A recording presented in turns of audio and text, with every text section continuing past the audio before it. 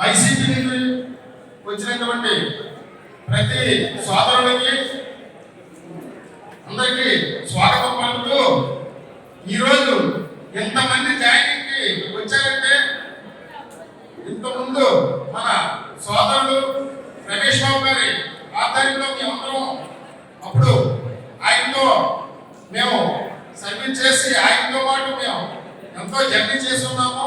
ఆయన జర్నీ నుండి మాకు తెలుసు కాబట్టి మేమందరం కూడా ఆయన అడుగుజాడల్లో నడిచి ఈ ఎన్డీఏ కూటమి అభ్యర్థి అయిన పంచకల్ల రమేష్ బాబు గారిని మనందరూ కలిపి మన పెద్దపల్లి నియోజకవర్గంలో 80,000 మెజార్టీతో గెలిపించామని చెప్పేసి తెలియజేస్తున్నాను.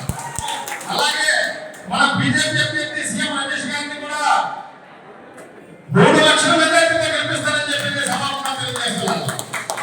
ఇంచేత ఈ కార్యక్రమానికి ఏ పరవాలని నేను ఆల్రెడీ 2006లో జడ్పీటీసీగా మేము గెలుపొందాం. కాంగ్రెస్ పార్టీలో ఎన్నో సేవలు చేసి తర్వాత మీ అందరికీ తెలుసు వచ్చి ఈ కార్యక్రమం రమేష్ బాబు గారు అంటే అందరికి తెలియదే వ్యక్తి ఎవరు కాదు. ఈ రోజులైనా లోకల్ కాదు నాన్ లోకల్ అంటే లోకల్ అంటే ఏంటి? ఆయన ఎప్పుడో వచ్చి స్థిరపడి ఉన్నారు. ఇక్కడ లోకల్ అంటే లోకల్ నాన్ లోకల్ అంటే పనిలో మనలో సత్తా ఉన్నది తప్ప ఆ సత్తా లేని వాళ్ళు లోకల్ అయితేనే నాన్ లోకల్ అయితేనే.